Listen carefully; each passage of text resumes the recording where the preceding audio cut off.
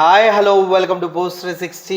నేను మీ మురళీ రాపల్లి. మా అచ్చం నాయుడు గారు బొచ్చు పీకడానికి వచ్చారేమో అనిపిస్తుంది నాకు. ఎందుకంటే అసలు ఏమీ లేదు అక్కడ.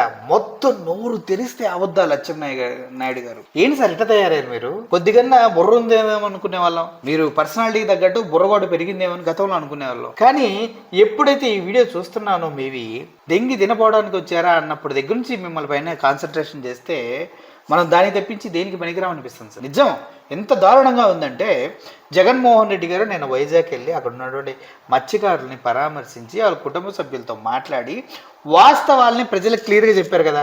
ఎప్పుడైతే ఈ ప్రమాదం జరిగిందో ఆ ప్రమాదంలో 6 చనిపోయారు. ఒక చిన్ని అనే వ్యక్తి ఒక్కతనే బ్రతికి బయటపడ్డారు. ఈ క్రమంలో ఒక విషయాన్ని గమనించాలి. బయటపడిన వ్యక్తి వాస్తవాలు మాట్లాడుతూ ఉన్నారు కదా. అక్కడ కేవలం కూతింత దూరంలోనే సముద్రంలో ఒక 10 మైళ్ళ దూరంలోనే ఘటన జరిగింది. ఆల్రెడీ ఇన్ఫర్మేషన్ ఇచ్చినా కూడా దాన్ని పట్టించుకోలేదు గవర్నమెంట్ అనేది వాస్తవం తెలుస్తుంది. కానీ దీన్ని అటు తిప్పి తప్పుదారి పట్టించడానికి మా అచ్చం నాయుడు గారు వచ్చారనమాట. ఒకసారి అచ్చం నాయుడు గారు ఏం మాట్లాడుతున్నారో మీకు వినిపించే ప్రయత్నం చేస్తా, దయచేసి వినండి. 5 సంవత్సరాలు ఒక్క కార్యక్రమం అంటే ఒక కార్యక్రమం చేసావా? 5 సంవత్సరాలుగా జగన్మోహన్ రెడ్డి గారు ముఖ్యమంత్రిగా ఉంటే ఒక కార్యక్రమం అంటే ఒక కార్యక్రమం చేసావా అంటున్నారు. మీరు చూశారు కదా, అక్కడ ఉన్న ప్రజలే మాట్లాడుతున్నారు. మా బోట్లు తగలబడిపోతే ఇమ్మీడియట్గా డబ్బులు ఇచ్చారు. మీకు తెలుసు కదా, గతంలో మత్స్యకారుల బోట్లు తగలబడిపోతే జగన్మోహన్ రెడ్డి గారు ఆ కారణం క్లియర్గా కనుక్కొని ఎంతమంది బాధితులు ఉన్నారో అంతమంది బాధితుల అకౌంట్లో డబ్బులు వేశారు. అంతేకాదు మత్స్యకారులకి గతంలో 5,000 రూపాయలు వాళ్ళకి ఇస్తూ ఉన్నటువంటి డబ్బుల్ని 10,000 రూపాయలు చేశారు. 10,000 రూపాయలు ఇస్తున్నటువంటి డబ్బుల్ని 15,000 రూపాయలు చేశారు మత్స్యకారుల నిధి కింద. ఆ విషయం నీకు తెలియదు అచ్చం నాయుడు? ఈ మొత్తం ఎంటీయా ఇక్కడ ఏం లేదా? డొల్లా విను ఏం చెప్తున్నారు. ఒక్కడికి ఒక వల గాని ఒక బోటు గాని ఒక తెప్ప గాని వల చిరిగిపోతే కుట్టుకోవడానికి దారం కూడా 5 సంవత్సరాల్లో నువ్వు ఇవ్వలేదు. అచ్చం నాయుడు గారు చెప్తున్నటువంటి సొల్లు పురాణం ఏంటి? నెట్టు కుట్టుకోవడానికి సూది కానీ అంటున్నాడు. కానీ ఇక్కడ జగన్మోహన్ రెడ్డి గారు అక్కడికి వెళ్తే అక్కడ ప్రజలు అంటున్నటువంటి మాటలు తెలుసా? అన్నా మాకు రైతు భరోసా పడలేదని ఒకళ్ళు ఇస్తే ఇంకొకరు ఏమంటున్నారు వినండి. ఎంత తేడా చూడన్నా. వైసీపీ ప్రభుత్వంలో బోట్లు కాలిపోతే పొగ ఆరకముందే మీరు మాకు డబ్బులు వేసారన్న. పొగ ఆరిపోకముందే, బోట్లు కాలిన పొగ ఆరిపోకముందే బాధితులకు డబ్బులు వేసారన్న అన్నాడు. తల ఎక్కడ పెట్టుకోవాలి సార్? మీరు వంగి పెట్టుకోవడానికి కూడా కుదరదు. ఎందుకంటే చాలా పర్సనాలిటీ బాగుంటుంది. మీరు అంత వంగలేము, మనం పొట్ట ఉంటుంది, అంతా ఉంటుంది, వేరే దగ్గర పెట్టుకోలేము సార్. కాబట్టి ప్రజలు వింటున్నారన్న విషయాన్ని ఒకసారి గమనించండి. ఓకే,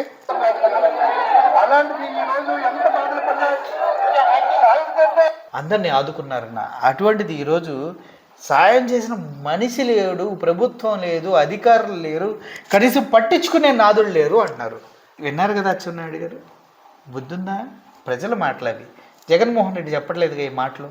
నేను బోట్లకు డబ్బులు ఇచ్చా, కాలిపోతే పొగలారక ముందే డబ్బులు ఇచ్చాను. జగన్మోహన్ రెడ్డి చెప్పలేదు ఎప్పుడు, అక్కడున్న ప్రజలు చెప్తున్నారు. కాబట్టి నీకు అర్థమవుతుందా? బుర్రలో గుంజు ఉండాలి.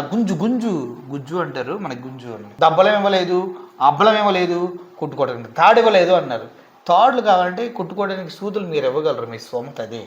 కానీ బోట్లు తగలబడిని కనీసం ఆరకముందే, పొగలు చల్లారకముందే బాధిత కుటుంబాలకి డబ్బులు ఇచ్చారంట. ఏ చెప్పుతో కొట్టుకుందామని ఇప్పుడు చెప్పు. మళ్ళీ ఒకసారి మొత్తం వినిపిస్తా, వినండి అక్కడ మాట్లాడిన మాటలు. తేడా చూడన్నా, మన దీంట్లో బోట్లు కలిపితే పొగ ఆరక ముందు తమరు డబ్బులు వేస్తారన్న, అందరు మాట్లాడారన్న. అలాంటిది ఈ రోజు ఎంత బాధలు పడినా సాయం చేస్తే మనసు లేదన్న గవర్నమెంట్. విన్నారు కదా. నెక్స్ట్ వెళ్దాం. 11 నాటికల్ మైల్ దూరంలో జరిగింది. ఈ రోజు మాట్లాడితే 10 వినండి, ఇది చాలా ఇంట్రెస్టింగ్గా ఉంటుంది. 11 నాటికల్ మైల్స్ దూరంలో జరిగిందంట. ఓకే, ఈయన పెద్ద వేదాంతి, సిద్ధాంతి, సైంటిస్టు. నాటికల్ మైల్స్ 10 కిలోమీటర్ల దూరంలో జరిగింది. కనీసం స్పందించలేదని చెప్పి నిస్సిగ్గుగా మాట్లాడుతున్నారు. ఈయనేమంటున్నాడంటే 11 నాటికల్ మైల్స్ దూరంలో జరిగింది. జగన్మోహన్ రెడ్డి గారంట 10 కిలోమీటర్ల దూరంలో జరిగింది అన్నాడంట.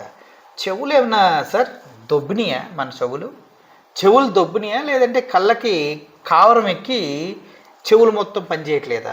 ఎందుకంటే కళ్ళతో చూసినా అర్థమైపోతుంది కదా జగన్మోహన్ రెడ్డి గారు ఏం చెప్పారనేది. జగన్మోహన్ రెడ్డి గారు క్లియర్గా స్పష్టంగా అండర్లైన్ చేసి మాట్లాడారు. 10 మైళ్ళ దూరంలో అన్నారు. 10 మైళ్ళ దూరం అంటే మీరు అన్నట్టు 11 నాటికల్ మైల్స్ అంటే మా అయితే 20 కిలోమీటర్లు. జగన్మోహన్ రెడ్డి గారు 10 మైల్స్ అన్నారు. 10 కిలోమీటర్లు అని లేదు సార్. బుర్ర తక్కువగా ఆలోచిస్తున్నారు అనుకుంటారు ప్రజలు ఎవరైనా వింటే. తల లేదు, బుద్ధి లేదు, కనీసం వినకుండా ప్రెస్ మీట్ పెట్టాడు అచ్చెన్నాయుడు పిచ్చి కూతలు పోయటానికి అనుకుంటారు. ఆయన అన్నది ఏంటి? 10 మైళ్ళు. నాటికల్ మైల్స్ 10 మైల్స్ ఒకటే సార్. మీరు అన్నదానికి ఒక 2 కిలోమీటర్లు తక్కువ అంతే. బుర్ర తక్కువ మాటలు మాట్లాడకూడదు సార్. ఎందుకంటే జగన్మోహన్ రెడ్డి గారు ఏమన్నారు కూడా మీకు వినిపిస్తా వినండి. కానీ జగన్మోహన్ రెడ్డి చెప్పింది వేరు, అచ్చెన్నాయుడు గారు వక్రీకరించి చెప్తున్నది వేరు. ఓటు క్యాప్చర్ అయ్యే ప్రదేశం వచ్చేసరికి కేవలం 10 మైళ్ళు విశాఖపట్నం. Notice point. 10 మైళ్ళు అన్నారా 10 కిలోమీటర్లు అన్నారా? 10 మైళ్ళు కదా. మరి అచ్చెన్నాయుడు ఏంటి 10 కిలోమీటర్లు అంటాడు? ఇది బుర్ర దొబ్బిందా సార్? చి భగవరం పోర్టు నుంచి ఇక్కడ నుంచి కేవలం 10 మైళ్ళ దూరంలోనే మళ్ళీ నొక్కి అక్కడి నుంచి 10 మైళ్ళే అంటున్నారు జగన్మోహన్ రెడ్డి గారు. 10 మైళ్ళు అంటే నువ్వు చెప్పిన 11 నాటికల్ మైల్స్కి 2.5 కిలోమీటర్ల తేడా అంతే. ఎందుకంటే 11 నాటికల్ మైల్స్కి 10 మైళ్ళకి అంతే తేడా. అందులో ఏంటి కిలోమీటర్లు అన్నాడు అంటావేంటి? బుర్ర లేదా అచ్చెన్నాయుడు? కిలోమీటర్లకి నాటికల్స్ మైల్స్కి కనీసం తెలియకుండా నువ్వు మాట్లాడితే నవ్వుకుంటున్నారు. ఎవరు చూసి ఎవరు నవ్వుకుంటున్నారు? అచ్చెన్నాయుడు జగన్మోహన్ రెడ్డి గారు స్పష్టంగా 10 మైల్స్ అని చెప్పిన తర్వాత నువ్వు 11 నాటికల్స్ మైల్స్ అని ఇంగ్లీష్లో చెప్తే కిలోమీటర్లు అంటావేంటి? కుళ్ళు కబుర్లు చెప్పుకుంటా. కనీసం బుర్రా బుద్ధి ఉండదా? చూడవా వీడియో ఏం మాట్లాడారు జగన్మోహన్ రెడ్డి అనేది? అరే వచ్చి వెళ్ళిపోయాడు. అక్కడ మత్స్యకారులంతా జగన్మోహన్ రెడ్డికి తోడుగానే ఉంటున్నారు. ఆయన వెళ్ళగానే చాలామంది మొహం మీద ఓత్తన్నారు. అక్కడ నీ పేరు తీసుకొని ప్రత్యేకంగా ఈ ఫిషరీస్ సంబంధించిన మంత్రిగా మిమ్మల్ని అభివర్ణించి పనికి మాలిన వాళ్ళగా చెప్పడం జరిగింది. అది నీ డిఫెండ్ చేసుకోవడానికి మీరు బయటకు వచ్చి జగన్మోహన్ రెడ్డి గారు ఉద్దేశపూర్వకంగానే మైల్స్ అన్నా కూడా దాని కిలోమీటర్లు అవి కూడా తెలియవంటూ ఆయన ఎద్దేవా చేస్తున్నావే. అసలు నిన్ను కదా ఎద్దేవా చేయాల్సింది, అసలు నిన్ను కదా ట్రోల్ చేయాల్సింది, అసలు నిన్ను కదా ప్రశ్నించాల్సింది. కనీసం బుద్ధి లేదు. ఆయన మాట్లాడింది సరిగా వినకుండా ప్రెస్ మీట్ ఎట్ట పెట్టావు బాబు, దెయ్యి తినడానికా పెట్టావు అని ప్రజలు అడిగితే ఏం చేస్తారు సార్ మీరు? నాకు అర్థం కాల. సరే కానివ్వండి. జగన్మోహన్ రెడ్డి చాలా క్లియర్ గా తన ప్రెస్ మీట్ లో ఈ ప్రమాదం జరిగింది ఒడ్డు నుంచి 10 మైళ్ళ దూరంలో అని చెప్పారు. 10 కిలోమీటర్ల దూరంలో అనలేదు. పాపం ఈసారి కూడా సేమ్ పాయింట్ తీసుకున్నారు. 10 మైళ్ళు 10 మైళ్ళు కేవలం 10 మైళ్ళు ముందుగా ఒడ్డు నుంచి 10 మైళ్ళు అని చెప్పారు. 10 మైళ్ళకి 10 కిలోమీటర్లు అని ఎలా అంటావు అచ్చెన్నాయుడు? సిగ్గుండాలి కదా. అండ్ ఇక్కడ ఇంకో విషయాన్ని మనం క్షుణ్ణంగా గమనించినట్లయితే ముందుగా అచ్చెన్నాయుడు గారే కిలోమీటర్ కి మైలుకు మధ్య తేడాని తెలుసుకోవాల్సిన అవసరం కనపడుతుంది. అచ్చెన్నాయుడు గారే కిలోమీటర్లకి మైళ్ళకి తేడా తెలుసుకోవాలంట. మాట్లాడిన విధానం కూడా చాలా స్పష్టంగా ఉంది జగన్మోహన్ రెడ్డి గారి. సరే, జగన్మోహన్ రెడ్డి గారి గతంలో అచ్చంను ఉద్దేశించి అన్నాడు, అచ్చం కూర్చో కూర్చో అన్నాడు కదా. అసలు ఒకసారి ఆ వీడియో చూడండి. జగన్మోహన్ రెడ్డి గారు అప్పుడు అన్నది కరెక్ట్ ఏమో అని ఇప్పుడు అనిపిస్తుంది నాకు. పర్సనాలిటీ పెరగడం కాదు, బుర్ర పెరగాలి అని ఆయన అన్నారు జగన్మోహన్ రెడ్డి గారు. ఎంత స్పష్టంగా అబ్జర్వ్ చేస్తాడో చూడండి మనుషులు జగన్మోహన్ రెడ్డి గారు. వారిలో ఉన్నటువంటి లోపాలని క్షుణ్ణంగా పరిశీలిస్తాడు, వాళ్ళు ఉన్న మెరిట్స్ని కూడా క్లియర్గా పరిశీలిస్తాడు. కాబట్టి ఆయన లీడర్గా ఎదుగుతూ ఉన్నాడు. పర్సనాలిటీ పెరగడం కాదు, బుర్ర పెరగాలంట. నాకు నవ్వు వస్తుంది, సారీ ఏమనుకో. మేము తెలిసిన వెంటనే రాత్రింబవళ్ళు కష్టపడి అందరూ ఏంది తెలిసిన వెంటనే రాత్రింబవళ్ళు కష్టపడి ఏం చేశారు సార్? నిద్రపోయారా? అంటే ఇప్పటిదాకా అక్కడికి రాలేదు కదా. నిద్రపోయారా? రాత్రింబవళ్ళు నిద్రలోనే ఉన్నారా? లేదంటే రాత్రింబవళ్ళు ఆలోచిస్తూ అయ్యో ఇలా జరిగిందని బాధపడ్డారా? లేదంటే మీడియా ముందు సొల్లు కబుర్లు చెప్పాలి కాబట్టి రాత్రింబవళ్ళు అనే బలమైన మాటను వాడారా? క్లారిటీ ఇవ్వండి సార్. నెక్స్ట్. అందరూ హ్యాపీగా ఉన్నారు. ఓహో, ఈయనంట తెలిసిన వెంటనే రాత్రింబవళ్ళు కష్టపడి అందరూ హ్యాపీగా ఉన్నారంట. ఎవరు సార్ హ్యాపీగా ఉంది? ఎవడు హ్యాపీగా ఉన్నాడు? కనీసం మీడియా ముందు ఏం మాట్లాడుతున్నారు కూడా మీకు అర్థం కావట్లేదా? ఎవడు సార్ హ్యాపీగా ఉన్నాడు? హ్యాపీగా ఉంటే ఎందుకు వాళ్ళు హార్బర్ దగ్గరికి వచ్చేసి గొడవలు చేస్తూ ఉంటారు? పోర్టుల దగ్గరికి వచ్చేసి ఎందుకు ధర్నాలు రాస్తారోకులు చేస్తున్నారు? చెప్పండి. మత్స్యకారులు 6 ప్రాణాలు మీకు విలువ లేదన్న విషయం స్పష్టంగా ఈ ఒక స్టేట్మెంట్తో అర్థమైపోతుంది కదా. రాత్రింబొగళ్ళు అంట, రాత్రింబొగళ్ళు. పేదానికైనా సిగ్గుండాలి. హ్యాపీగా అంటే మనుషులు చచ్చిపోవడం కాదు, బాధ కలిగింది, ఆవేదన కలిగింది. మరి హ్యాపీ దేనికి? హ్యాపీ కంటే మనుషులు చచ్చిపోవడం బాధ కలిగింది, ఆవేదన కలిగింది. మరి ఎందుకు హ్యాపీ? ఎవడున్నాడు హ్యాపీగా? స్పందించిందని. మరి నిజంగానే మత్స్యకారుల స్పందించిందా? ఏం స్పందించింది సార్? ఎవరైతే బాధిత మహిళ ఉందో తనకి 2:30కి ఫోన్ వస్తే 1 గంటలో మేము ఒడ్డుకొస్తామని చెప్తే ఆ మహిళ వాళ్ళు 2 గంటల్లో రాకపోతే పోలీసులకి ఇన్ఫార్మ్ చేస్తే కనీసం రెస్పాన్స్ లేదు. నిజంగా అక్కడ వాళ్ళు వెళ్ళిన బోటు గల్లంతైన తర్వాత వాళ్ళంతా ఈదుకుంటూ చాలా ఇబ్బంది పడుతూ నరకయాతన అనుభవించి ఈదలేక చచ్చిపోయారు. ప్రాణాలు గుప్పెట్లో పెట్టుకొని అల్లాడిపోయారు. ఆ టైంలో గనక నిజంగా రెస్క్యూ టీం వెళ్ళినా, రిపోర్ట్ వచ్చిన వెంటనే వాళ్ళ దగ్గరికి వెళ్ళినా చాలా ఉపయోగం కలిగేది కదా. మీరు దాన్ని ఏం చేస్తారు? వెళ్ళలేదు కదా. ఇప్పుడు ఆనందంగా ఉన్నామని గుండెల మీద చేసుకుని కొట్టుకుంటూ అబద్ధాలు ఎలా చెప్తున్నావు అచ్చెన్నాయుడు? మరి నిజంగానే మత్స్యకారులంతా ప్రభుత్వం మంత్రులు స్పందించిన తీరుపైన అంత హ్యాపీగా ఉంటే మంత్రి కొల్లు రవీంద్ర గారు పోతే ఎందుకు గెరావ్ చేశారు? దీనికి అచ్చెన్నాయుడు గారు సమాధానం చెప్పగలుగుతారా? మంత్రి కొల్లు రవీంద్ర గారు వెళ్తే ప్రజలంతా గోబ్యాక్ అంటూ నినాదాలు చేసి తరివేసినటువంటి పరిస్థితి. ఎందుకు? ప్రభుత్వం సరిగా పట్టించుకోలేదని వాళ్ళకి తెలుసు కాబట్టి. మరి అచ్చెన్నాయుడు గారు దీనిపైన సమాధానం చెప్పే దమ్ముందా? అంటే ఎక్కడో సార్ బాగా ఎంజాయ్ చేస్తున్నారు, చాలా సంతోషించని చెప్తున్నారు కదా. ఆయన తెలియకుండా వాస్తవాలు మాట్లాడేశారనమాట. సో ఆ తర్వాత ఇంకొక ట్విస్ట్ ఉంటుంది, వినండి. వెంటనే స్పందిస్తే 6 బతికిపోయే వాళ్ళట. ఎక్కడున్నారో తెలియదు, అందుకే ఎక్కడున్నారో తెలియదు, అందుకే స్పందించలేకపోయామా. ఒడ్డుకి 18 కిలోమీటర్ల దూరంలో ఉన్నారని తెలుసు. హెలికాప్టర్లో ఎంతసేపు వెళ్ళాలో మీకు తెలుసు. వైజాగ్లో హెలికాప్టర్లకి ఏం తక్కువ కాదు కదా, అక్కడే ఉంది కదా ఎయిర్పోర్టు. కనీసం రెస్క్యూ చేయాలని కనీస జ్ఞానం లేదు. మీరు వెళ్ళారా? పోనీ ఎక్కడున్నారో తెలియదు అన్నారు, ఓకే. పోనీ తెలుసుకోవడానికి ప్రయత్నించారా? లేదు కదా. మరి దాన్నే పనికి మాలినతనం అంటారు, దాన్నే చేతకానితనం అంటారు. అంటే గంగపుత్రుల్ని గంగకు వదిలేసినట్టు అనమాట. అది కనీసం వాళ్ళకి సహాయం అందిస్తే కంపల్సరిగా ఒక్కొక్క మత్స్యకారుడు 2 గంటలు ఈదగలుగుతాడు, 2 గంటలు నీళ్ళలో అలా పైనే ఉండగలుగుతాడు. ఆ రెస్క్యూ ఆపరేషన్ కరెక్ట్గా చేసి వాళ్ళకి గనక ఆ టైంలో హెలికాప్టర్ ద్వారా గనక సర్వేలెన్స్ చేసి వాళ్ళని కనిపెట్టగలిగితే, వాళ్ళ ఫోన్ సిగ్నల్స్ ఉన్నాయి, ఎక్కడ డ్రాప్ అయినాయో ఈజీ తెలుసుకుంటాం.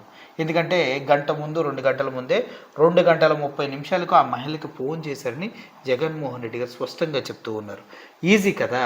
కనీసం ఇంత టెక్నాలజీ అడాప్ట్ చేసుకోవటం కూడా చేత కదా. చంద్రబాబు నాయుడు గారు లెగిస్తే ప్రపంచంలో ఉన్న టెక్నాలజీ అంతా నా కళ్ళ ముందే ఉంది, నేనే డెవలప్ చేశా, నేను విజిలేస్తే టెక్నాలజీ వెనక వెర్రి పొంతలు తొక్కుతుందని చెప్తారు కదా. మీరేం పీకుతున్నారు? కానీ ఇక్కడ క్లియర్ గా చాలా స్పష్టంగా ఆ పడవ మునిగిపోవడానికి ముందు ఈ చిన్న తన మేనల్లుడికి ఫోన్ చేసి చాలా దగ్గరలో ఉన్నాము, 1 గంటలో మేము హార్బర్ కి వస్తామని స్వయంగా చెప్పారు. ఇది తన కాల్ డేటా. 2:31 తాను ఫోన్ చేసి మరో గంటలో ఇంటికి వస్తున్నాను అని తాను చెప్పాడు. 1 గంటలో హార్బర్ కి వస్తారు ఒక పడవలో అంటే ఎంత దూరంలో ఉంటారు? అర్థమైంది కదా. నేను చెప్పిన మాటలు గతంలో జగన్మోహన్ రెడ్డి గారు విన్నాను కాబట్టి ముందే చెప్పేస్తున్నా. 1 గంటలో అంటే 2:31 నిమిషాలకు కాల్ చేసి గంటలో వచ్చేస్తున్నాం అని చెప్పండి, 20 కిలోమీటర్ గంటలో వచ్చేస్తారు. ఇంత స్పష్టంగా క్లియర్గా ఫోన్ చేసి సంభాషణ ఉంది. ఎక్కడున్నారో పాయింట్ లొకేట్ చేయడం ఈజీ, రెస్క్యూ చేస్తే 6గురిని కాపాడటం కూడా ఈజీ.